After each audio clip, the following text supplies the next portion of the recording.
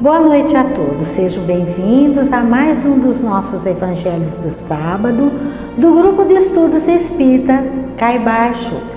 Vamos iniciar com o nosso tradicional Pai Nosso.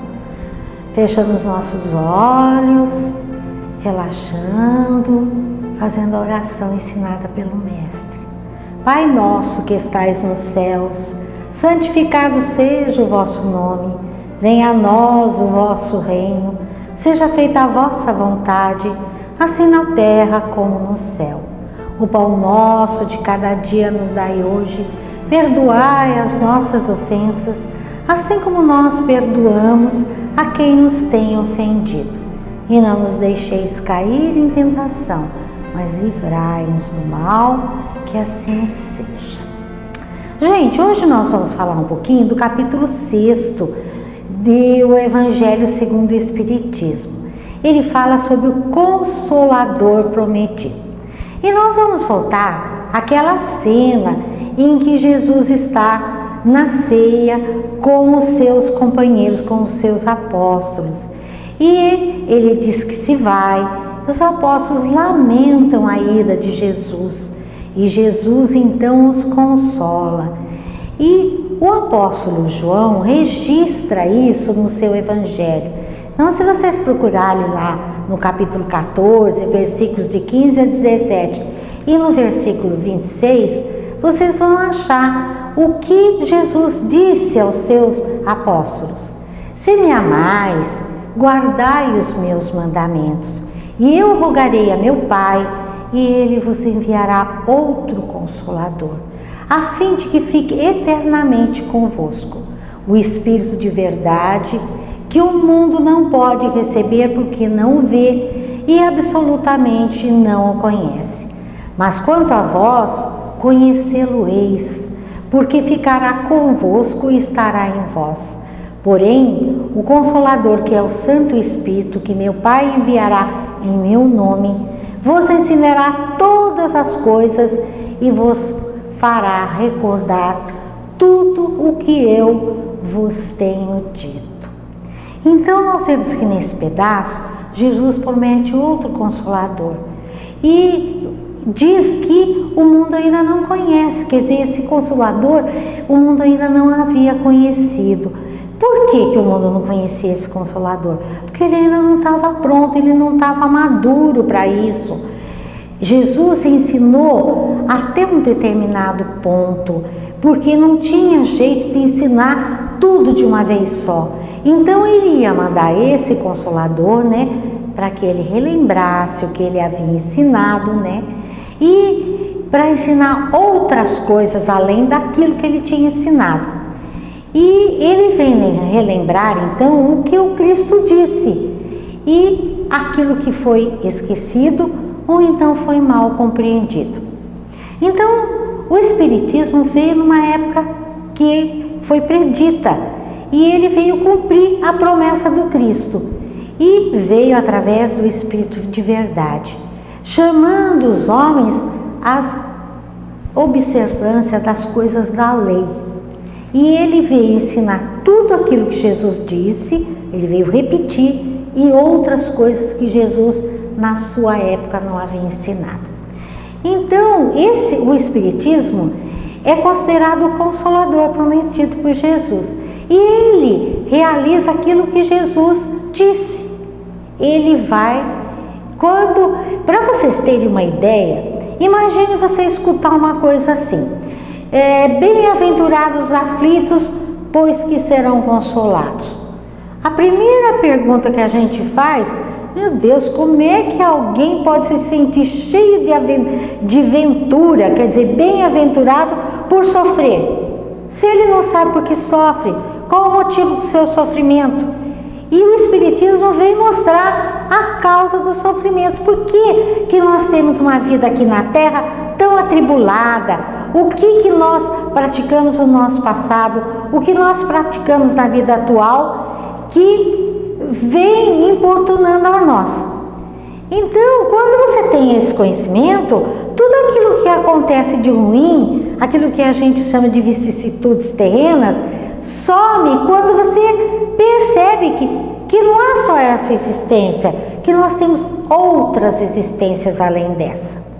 Então, se você sabe que tem uma vida futura, que você vai ter uma felicidade um pouco a mais daquilo que você está tendo aqui na Terra, você vai ter paciência, você vai ter resignação e você tem coragem de ir até o final da tua vida, enfrentando tudo aquilo que te acontecer.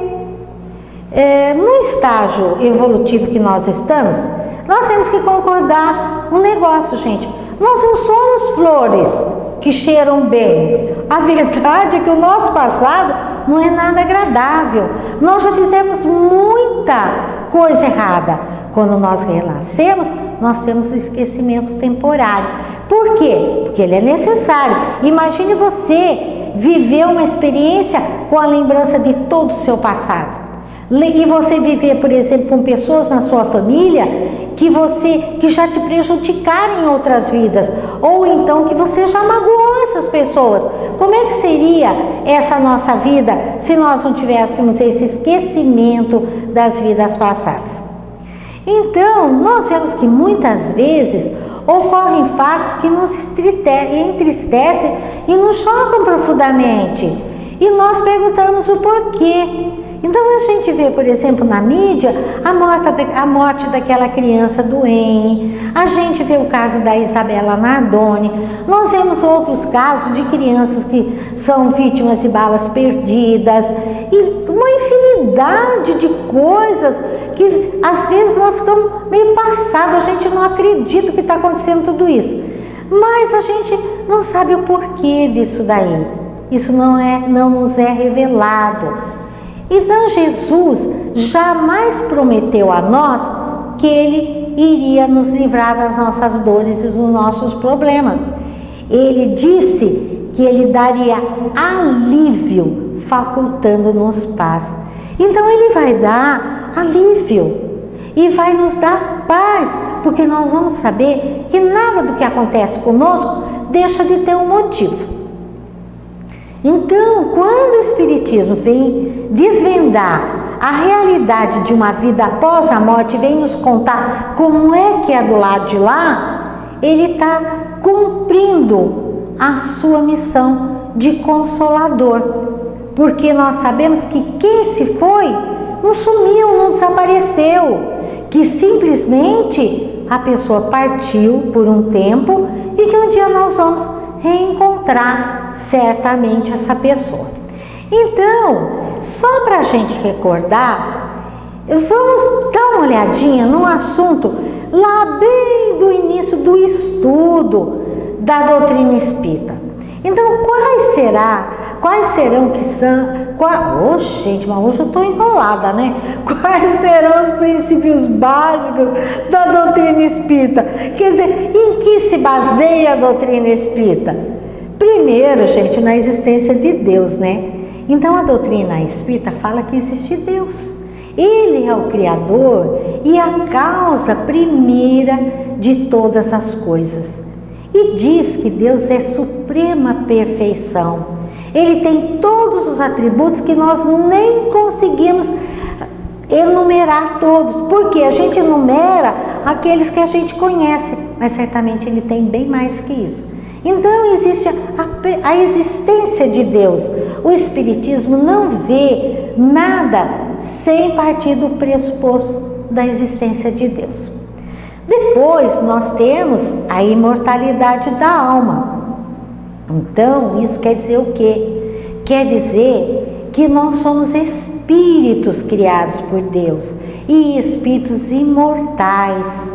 Nós somos criados simples e ignorantes. O que quer dizer ignorante? Ignorante é aquele que não sabe das coisas ainda. A gente sabe de bem pouco. E como que a gente vai fazer para evoluir? A gente vai evoluindo, né?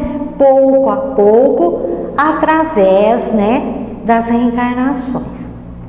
Então, como espíritos, a gente já existia antes da gente encarnar aqui na Terra. Então, quando nós temos o nosso pai, a nossa mãe, na realidade, pai e mãe somente nos dão o corpo físico através dos genes, certo? Então nós recebemos um corpo físico parecido com o do nosso pai, da nossa mãe, mas o espírito não é dado pelo pai e pela mãe. O espírito é criação de Deus e ele é imortal. Então nós vamos ter que vivenciar uma existência aqui na Terra. Por quê? Porque nós temos que evoluir. Como é que a gente evolui? Em contato com os nossos semelhantes. É a única maneira. Então, daí disso que eu acabei de falar, nós tiramos o terceiro princípio básico da doutrina espírita, que é a pluralidade das existências. Quer dizer, nós fomos criados simples, precisando aprender um monte de coisas ainda, mas nós temos uma coisa, nós recebemos algo que se chama livre-arbítrio. Então, é através do livre-arbítrio que nós vamos escolher entre o bem e o mal. Então, dessa maneira, nós temos a possibilidade de nos desenvolvermos, de nos aperfeiçoarmos, para que a gente chegue um dia à perfeição. Então, aí vocês vão perguntar assim para mim, mas escuta, quer dizer que eu vou encarnando, aprendendo, desencarnando, depois eu encarno de novo? Isso, tantas vezes quanto forem necessárias para que você adquira um determinado nível de conhecimento. Vocês lembram que eu falei para vocês que a gente só aprende em contato com o outro? É verdade. O outro é o espelho onde nós nos miramos. A verdade é essa. Então, quando você vê uma coisa errada numa outra pessoa, vocês já notaram que a gente fala, nossa, mas fulana é tão invejosa. Aí você olha bem, você dá uma paradinha e fala, mas de vez em quando eu também tenho inveja. Quando a gente fala, você viu a raiva que fulana ficou, socou a cara da outra. A gente fala, ai, de vez em quando também tenho vontade de socar, eu posso não fazer, mas eu tenho. Então a gente começa, através do outro, essa aprendizagem e nós começamos a educar os nossos sentimentos, porque a gente fala, nossa, olha o que aconteceu, eu não posso fazer isso, olha o resultado disso, olha o que isso vai causar no meu futuro. Então nós começamos a aprender através do outro.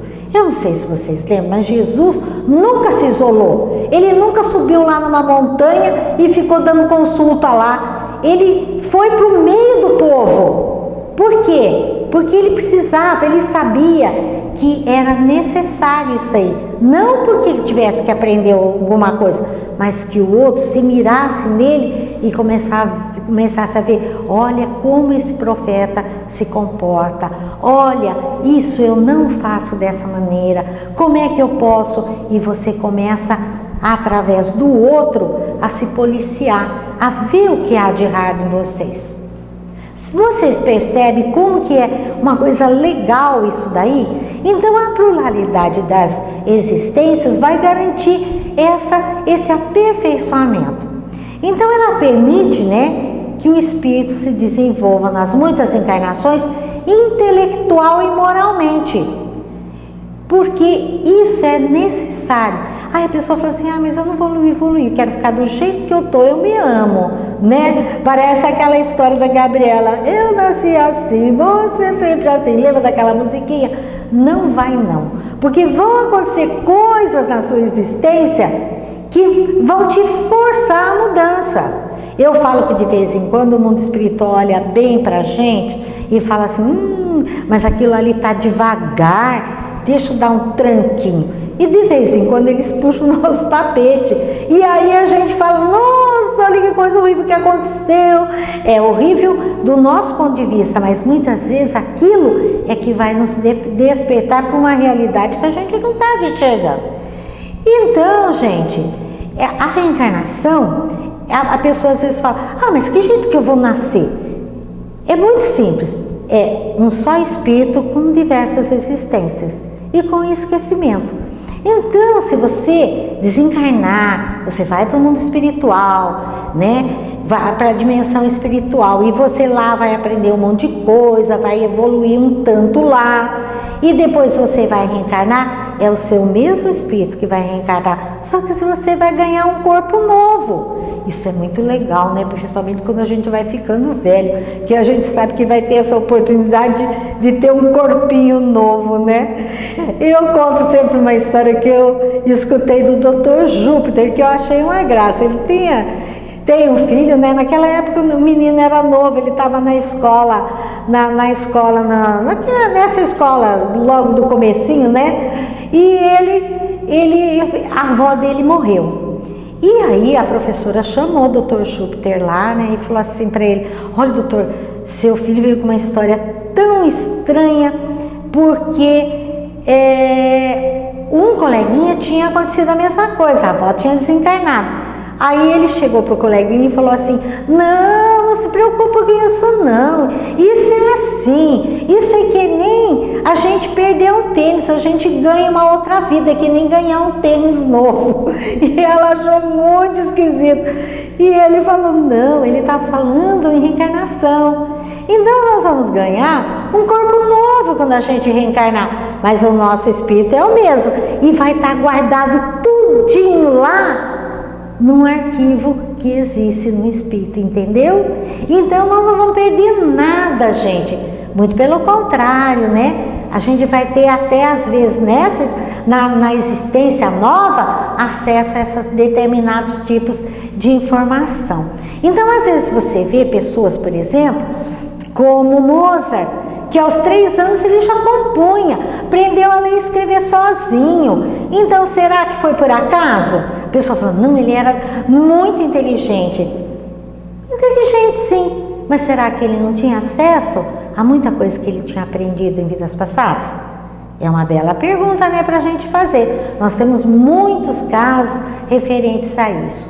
Então, gente, nós vamos reencarnar para poder evoluir através do convívio com os nossos semelhantes, certo? Não é só com os nossos semelhantes, é com o nosso próximo também. Porque semelhante a gente acha que é alguém igualzinho a nós, da raça humana, né? Mas a gente vai evoluir em contato com os animais, com as plantas, com o cosmos. Você vai evoluir com o universo. E aí, nós vamos para o 4º princípio básico da doutrina espírita, que é a pluralidade dos mundos habitados. Então o Espiritismo ensina, quer dizer, os Espíritos ensinaram para Kardec que existem mundos superiores e mundos inferiores ao nosso. Quando nós evoluímos um tanto que aqui na Terra, a Terra ainda não for mais suficiente para nós, quer dizer, nós evoluímos muito mais do que o pessoal que está aqui na Terra, nós vamos encarnar em outro mundo. Então, gente, o universo é infinito. Quando Jesus falava: na casa do meu pai há muitas moradas, ele estava querendo dizer isso. Quer dizer que há muitas moradas. Cada morada tem um espírito num determinado nível evolutivo. E aí a gente vai ter que escutar aquilo que eu já cansei de falar para vocês, né? Que a Terra é um mundo de categoria moral inferior. Ele ainda é bem rebinha mesmo. A Terra é um mundo de... A moral da Terra ainda é inferior. Dá uma olhada de como é que está a situação desse nosso mundo, gente. O que tem de gente fazendo coisa errada, passando o outro para trás, não se preocupando com o outro, não tendo solidariedade, não tendo compaixão, muito egoísmo, muito orgulho. Então, no momento, nós estamos ainda na classificação de mundo inferior. Mas os Espíritos nos dizem que nós estamos rumo a mundo de regeneração. O que é isso daí? Que vai melhorar muito, não vai ter todo esse mal que tem no mundo. Vai ter muito menos doença, não vai ter corrupção. E as pessoas nesse mundo de regeneração, não é que elas são santas, não. Elas ainda vão precisar aprender muita coisa. Mas com certeza, elas não vão ter todo esse sofrimento que existe na Terra. Porque vai reinar entre eles o bem e a fraternidade. Então a gente pode ter esperança, né? Vamos aguentar firme aqui que o negócio vai melhorar. O quinto princípio básico da doutrina espírita é a comunicabilidade dos espíritos. Então, os espíritos, gente, são seres desencarnados, eles não têm corpo físico. Eles são o que eles eram quando eles eram vivos. Sabe aquela história de fulano era uma casca de ferida, ruim que era o cão, como a gente fala. Quando morre tem uns que falam assim, ai, fulano era tão bom, então não cola. Porque nós vamos passar do lado de lá do jeitinho que a gente é do lado de cá. Se a gente for legal, for bondoso, tiver respeito pelo nosso próximo, nós vamos passar assim pro lado de lá. Agora, se a gente for corrupto, preocupado só com dinheiro, orgulhoso, a gente vai passar desse jeito pro lado de lá.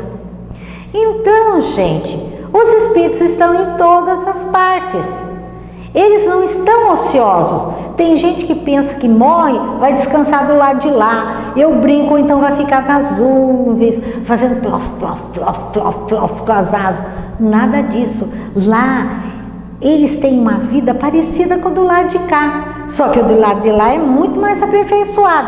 Então, quando a pessoa desencarna, ela vai procurar aqueles que são semelhantes a eles em sentimentos.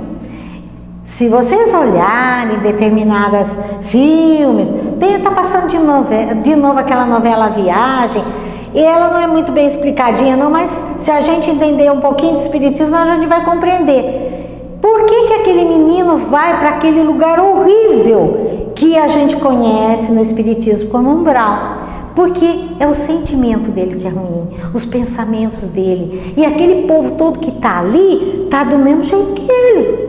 Então, eles são atraídos para um determinado lugar. Por que o lugar é feio? Porque é aquilo que eles têm dentro deles.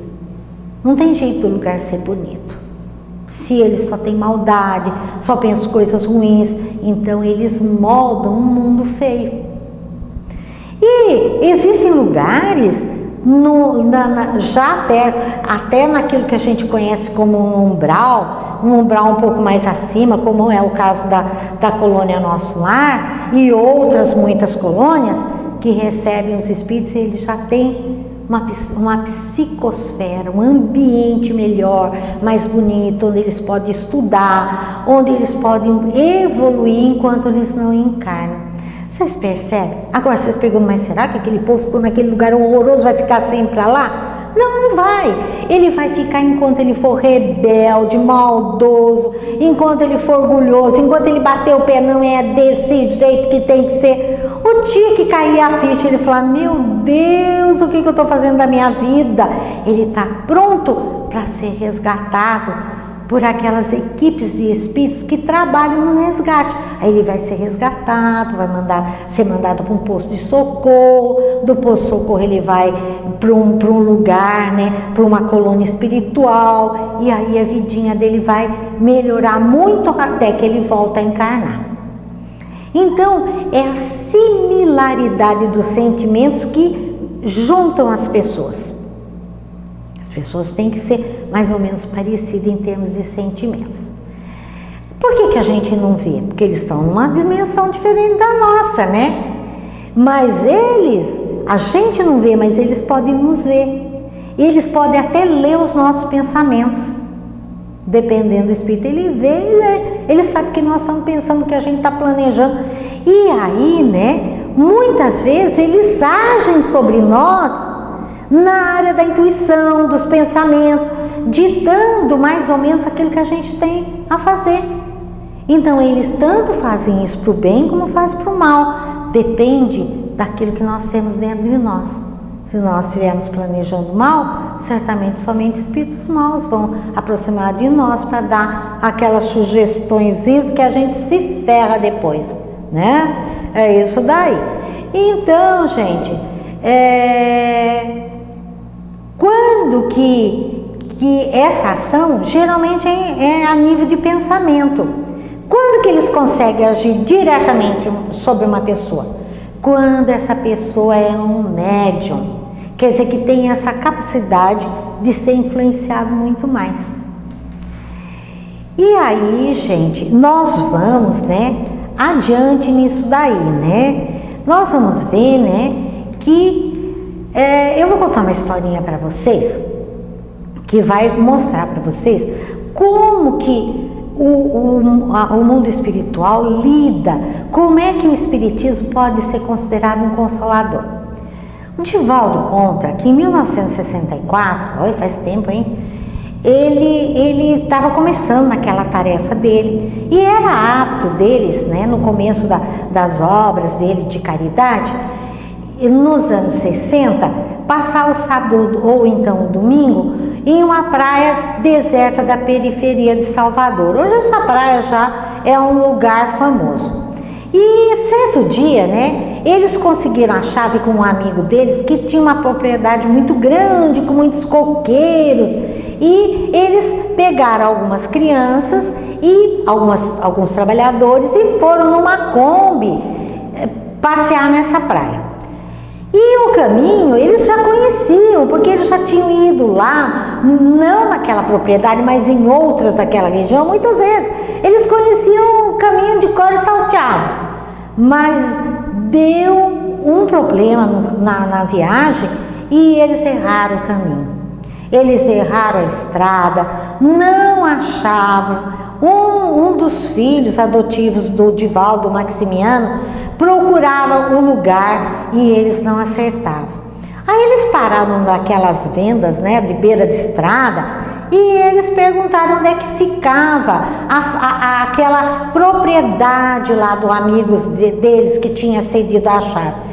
E o dono da venda explicou, ele falou: olha, vocês vão aqui em frente até encontrar o rio Jacuípe, e aí vocês dobram por outro lado dali e você vai por aquele trecho da estrada e vocês vão sair lá. E eles acharam estranho, né? Porque era o sentido oposto daquilo que eles pensavam. Falaram assim: nossa, mas parece que ele deu um roteiro tão esquisito.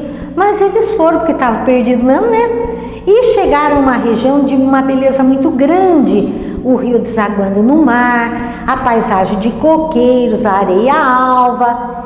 E quando eles fizeram a tal volta que o vendedor falou que eles iam fazer, eles olharam na direção do mar, né? Para falar melhor, foi o Divaldo que olhou. Ele olhou na direção do mar e viu uma pessoa entrando para o mar, já estava lá no pedação, já tinha entrado. E uma voz disse para ele, na cabeça dele: olha, salta, salta, porque ela vai se suicidar. Aí o Divaldo, né, pediu pro Maximiano: para o carro, aquela mulher vai se matar. E o pessoal todo mundo ficou surpreso, achando uma coisa absurda, né? Mas o Divaldo saiu correndo, mar adentro. E verdade seja dita, o Divaldo nunca soube nadar. E ele disse que ele entrou no mar e pegou a mulher lá, que ela estava parecendo doida.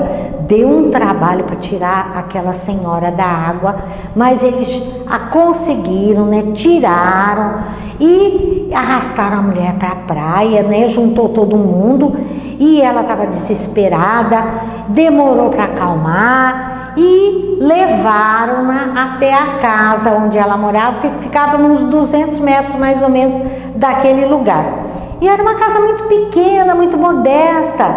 E ali naquela casa ela teve uma hemoptise, quer dizer, ela começou a vomitar sangue, muito sangue, sujou todo o Divaldo de sangue. E ele disse que quando ele conseguiu acalmar a mulher, ele foi buscar água, limpou a roupa, e aí ele perguntou para aquela mulher: por que a senhora quis se matar?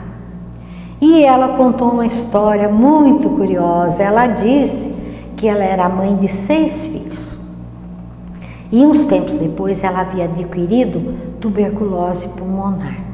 Com a doença, infelizmente, ela engravidou. Seria o 7º filho dela. E ela, naquele desespero daquela doença, da tuberculose, ela foi para Salvador e ela foi a um posto de saúde, o 4º centro de saúde de Salvador naquela época.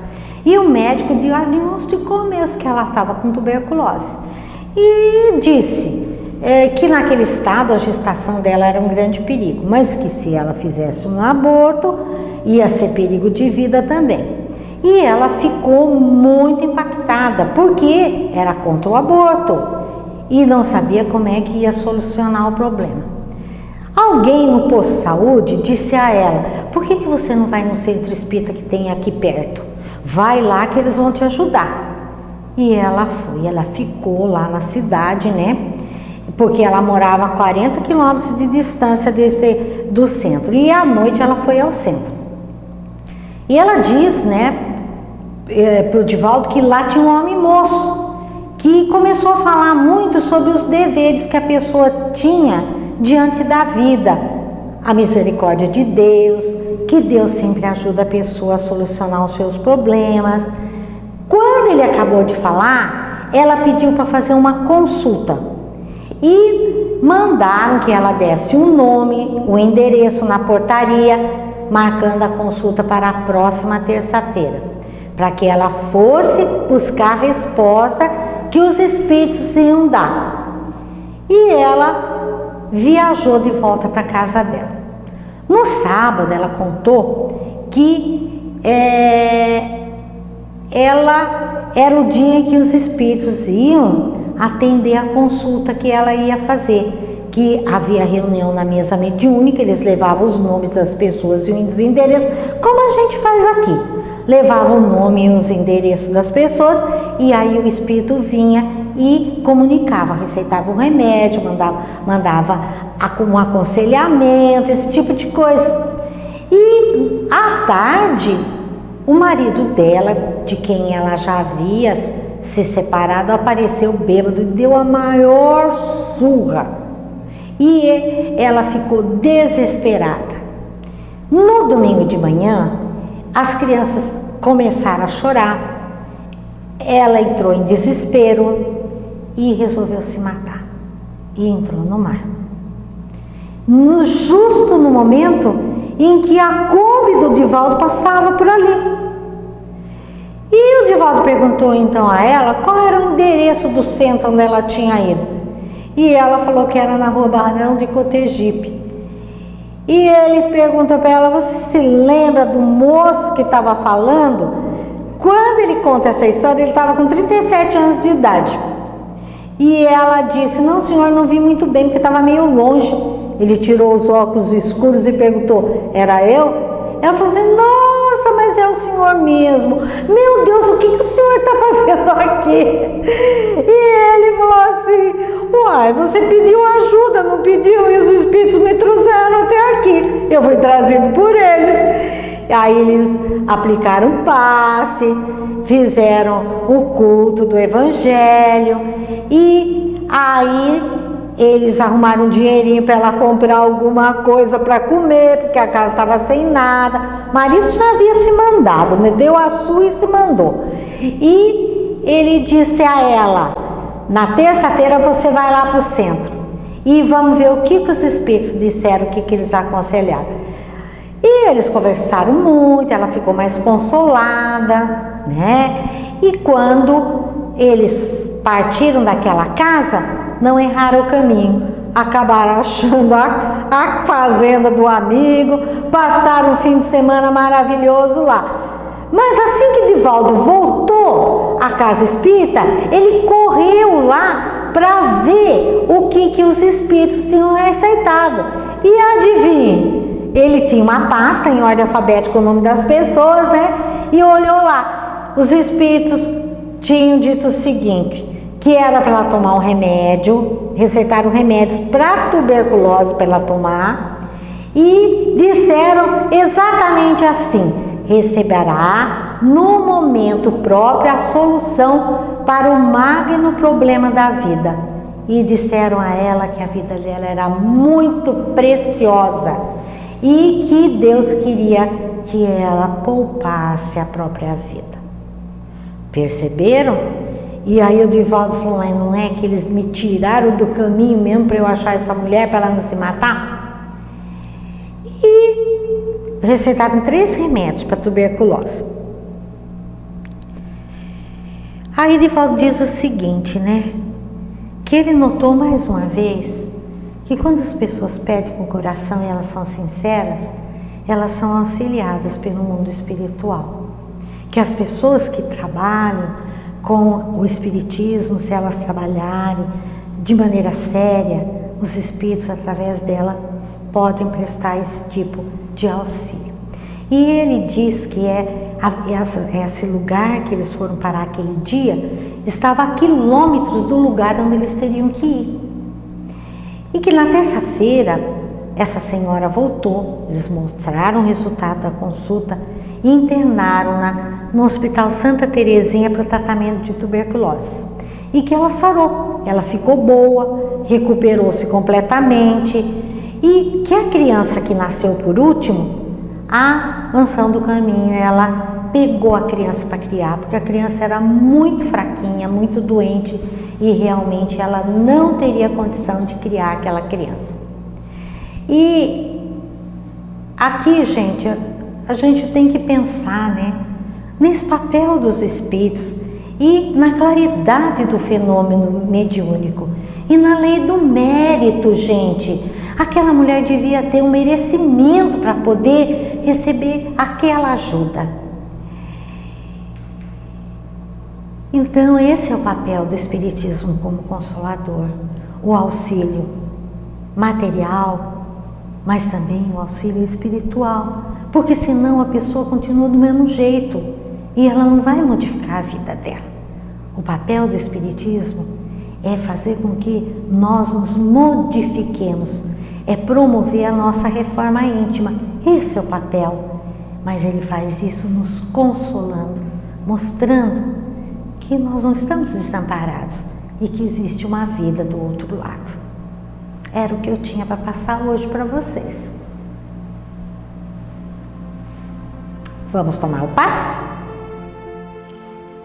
Neste momento, você está na companhia dos mentores e passistas espirituais do Grupo de Estudos Espíritas Caibar Chúteos, assim como da equipe médica do Dr. Bezerra de Menezes para a realização do passe espiritual à distância, restabelecendo o equilíbrio integral de todo o seu ser. Siga nossas palavras com o coração e o entendimento.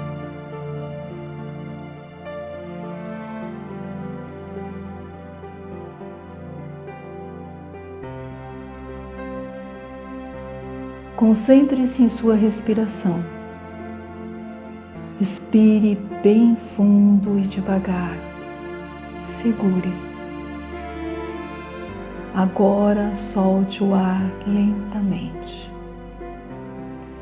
Expire bem fundo e devagar. Segure. Agora solte o ar lentamente. Expire bem fundo e devagar. Segure. Agora solte o ar lentamente. Pense em Jesus, pedindo o auxílio do Mestre.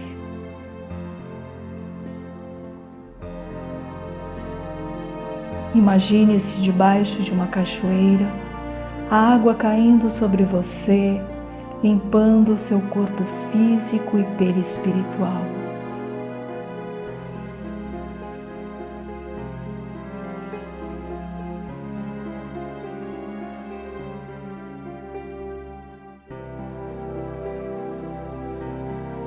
Pense em seu lar e em sua família.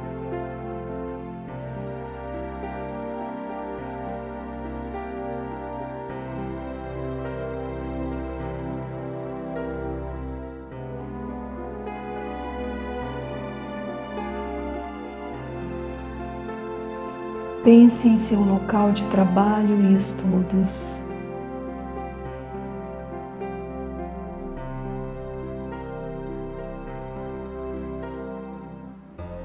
Pense em sua maior dificuldade.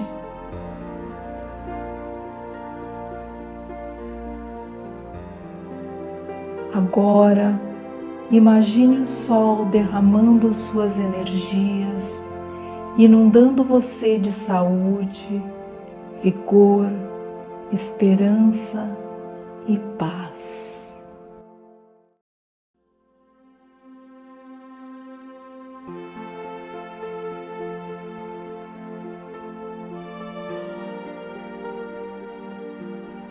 Sinta a presença de Jesus diante de você, irradiando intensa luz, e receba a sua amorosa bênção.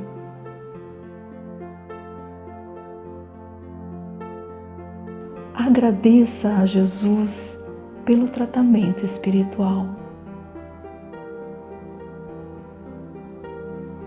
Que o Mestre acompanhe a todos. Isso aí, gente. Passo tomada, alguém a tomada. E vamos nos despedir. Um abração muito grande. Quero deixar aqui, se vocês me permitirem, um abraço para uma pessoa especial que não esquece do nosso Evangelho do Sábado, que corre com o serviço durante o dia e pergunta quando a mãe chega em casa: mãe, não é hoje o Evangelho? Ó, eu tô mandando um abraço para você, Betinha, bem grande. É isso daí, Betinha, firmando aí, hein? Gente, muito cuidado com a Covid, tá? Não vão ficar por aí se esperequeteando, como eu falo. Tomem cuidado, máscara, álcool em gel, lavar as mãos e distanciamento social, tá? O negócio não tá pra bolinho, não. Tchau, tchau.